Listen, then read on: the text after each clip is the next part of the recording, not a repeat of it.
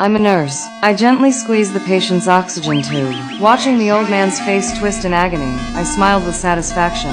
Soon, the elderly patient stopped breathing entirely. I pretended to panic and rushed into the hallway, frantically calling for doctors. The medical team came running, and I stood there with a subtle smile, watching them frantically try to revive the old woman. The female doctor caught my eerie grin. To my surprise, the old woman actually came back to life. Terrified she might recognize me, I quit my hospital job immediately.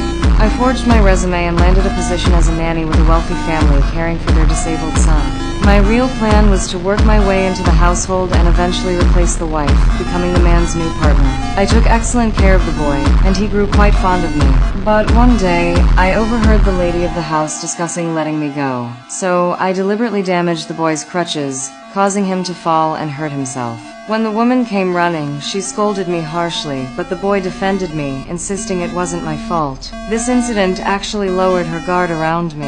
I noticed the woman had been struggling with insomnia, so I started making her tea every day, claiming it would help her sleep. What she didn't know was that I was lacing it with a slow-acting poison that would gradually make her drowsy and eventually kill her. But then one day, the family doctor made an unexpected house call. Panicking that my poisoning scheme might be discovered, I lied and told her to come back another time. As he was going, the doctor suddenly said I looked familiar. I denied ever meeting him before, but just to be safe, I decided he had to die.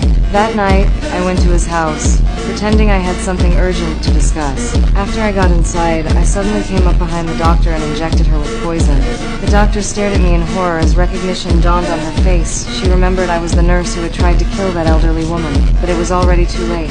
The doctor died in agony, and I left a syringe at the scene to make it look like she had overdosed on drugs. The next day, the lady's best friend stopped by to drop off some design sketches. She accidentally knocked over a glass of juice, splashing it all over the man's shirt. He immediately took his shirt off, and I found myself completely captivated by his physique. I quickly volunteered to take his clothes to wash them, but the woman's friend followed me to the laundry room and caught me in the act. I was holding his shirt up to my face, breathing in his scent, like I was intoxicated by it. Later, when we were alone in the house, the friend confronted me. She warned me not to try replacing her friend as the lady of the house, or she'd tell everyone about my creepy behavior with the man's clothes. Then she turned and walked away.